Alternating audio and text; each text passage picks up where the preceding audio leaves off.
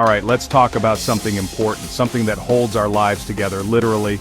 No, I'm not talking about that last shred of dignity you have left after trying to assemble IKEA furniture. I'm talking about the paperclip. That's right, the humble, unassuming, oddly satisfying little piece of bent wire. You probably have a dozen of them rattling around in the bottom of a drawer right now, tangled up with a dried-out pen and a single mysterious battery. You see them every day, but you don't really see them. They're the background actors of the office supply world, silently doing their job while the stapler gets all the flashy, percussive glory. But the paperclip, my friends, is a story of intrigue, mistaken identity, and national pride. It's the Jason Bourne of stationery. Think about it. The paperclip asks for so little. To truly appreciate the genius of the paperclip, you have to imagine a world without it. A dark, terrifying, pre-1890s world. Picture this, you're a clerk in a London counting house, probably named something like Bartholomew P. Finnegan. You're surrounded by stacks of paper, towering, precarious mountains of invoices, ledgers, strongly worded letters about overdue shipments of tweed. Your job is to keep it all organized, but how? There are no binders, no folders with cheerful little tabs, and certainly no paper clips. Your only weapon in this war against chaos is the straight pin. A tiny, sharp, medieval-looking spear jabbed through the documents. This was not an ideal system. It left permanent gaping wounds in the paper. Every time you wanted page 2, you had to unskewer the whole thing, creating a fresh set of holes upon reassembly. After a few readings, your contract looked like it had been attacked by a very small, very angry woodpecker. People tried ribbons and clumsy metal clips. It was a mess. The world was crying out for a hero. Not a hero with a cape, but a hero with a gentle yet firm grip. Humanity needed a way to bind papers without harming documents or fingers. The demands simmered under every paper-shuffling, pin-pricked society. The stage was set for an invention that seemed impossibly simple, yet revolutionary. You don't need a complex machine to solve a big problem. Sometimes all you need is a single, elegantly bent piece of wire. The world was ready for the paperclip. It just didn't know it yet. If the paperclip were a person, it would be a stoic, flannel-wearing lumberjack from Vermont, who communicates only through thoughtful grunts. You might even give it a name. I call the one on my desk Steve. He holds my takeout menus together. He's a good man. This is the story of how our world was brought to order by a hero we didn't even know we needed. A hero made of steel wire, with the courage to hold it all together. It's the paperclip's time to shine.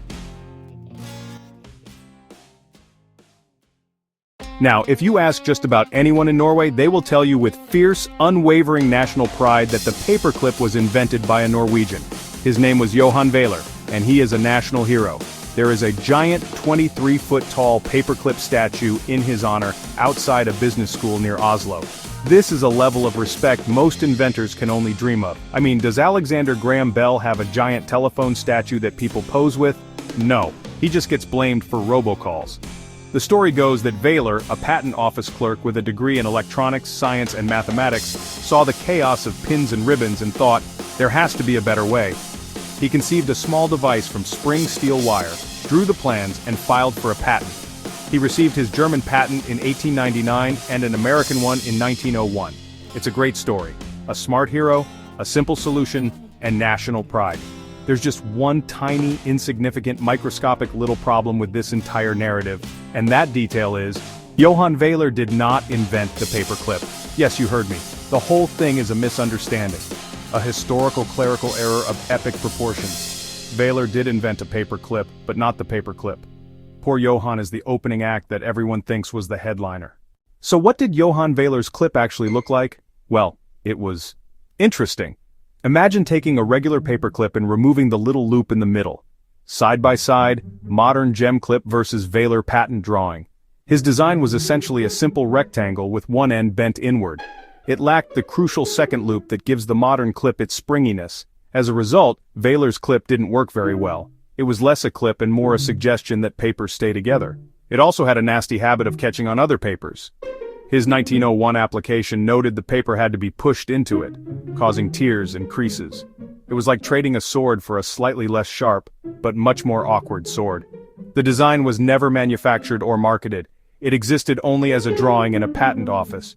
In the 1920s, a Norwegian engineer found the patent and mistakenly credited Vayler, print the legend.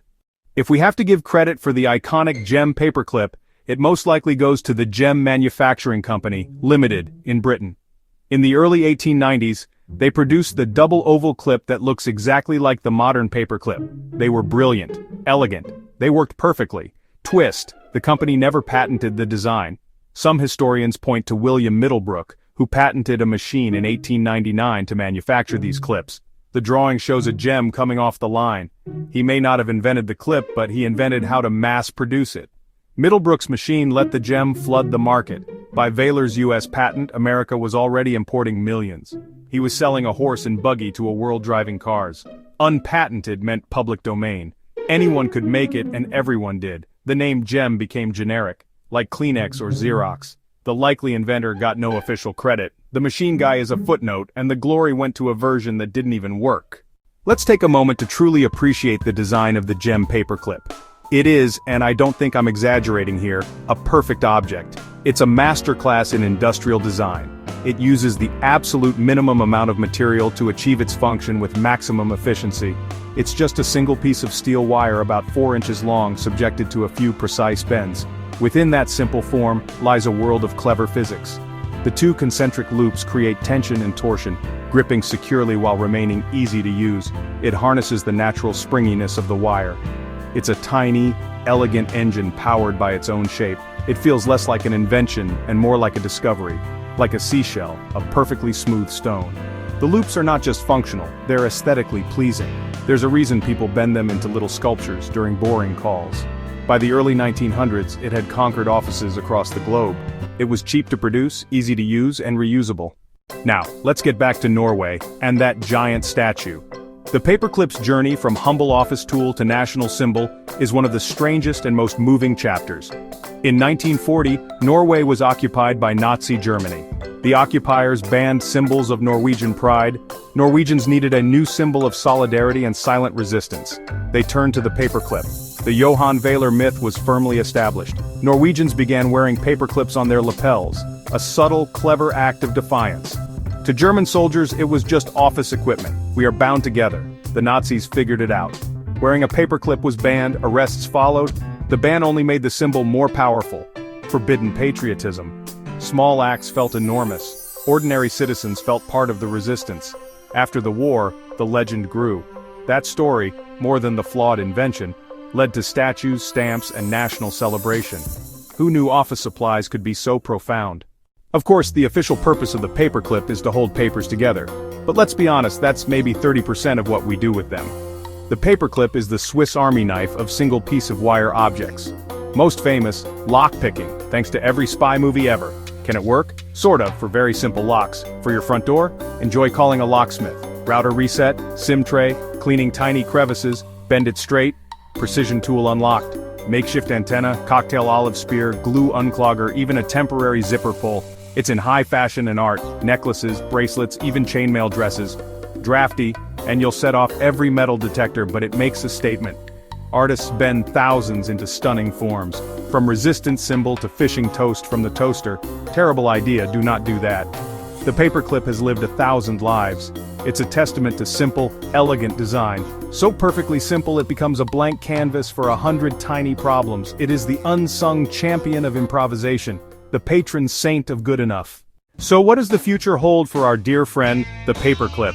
In a digital world, is its reign ending? PDFs, cloud, email attachments. The towering stacks of paper are dwindling. Bartholomew P. Finnegan would be amazed. Do paperclips matter when documents are pixels? Some predict a decline, the Museum of Forgotten Tech. Others say only crafters and router resetters will remain.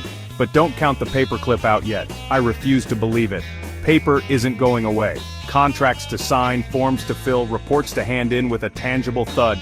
As long as documents exist, something must hold them together. The paperclip will endure, not king perhaps, but an elder statesman. It's a tool, a symbol, a fashion accessory, a fidget toy, too simple, too useful, too iconic to die. What have we learned? The most ubiquitous objects often have the most tangled stories. A national hero can be born from a historical misunderstanding, and that a 23-foot-tall statue can be a monument to a myth. The simplest design is often the most enduring. A small piece of wire can become a symbol of unity and resistance. Not bad for something that costs half a cent. It doesn't beep or flash or need an update, it just does its job. Next time you pick one up, appreciate its perfect, simple form. You're holding a tiny piece of history. You're holding the mighty, mighty paperclip. If you enjoyed this deep dive, tap subscribe and like. We've got more junk drawers to explore.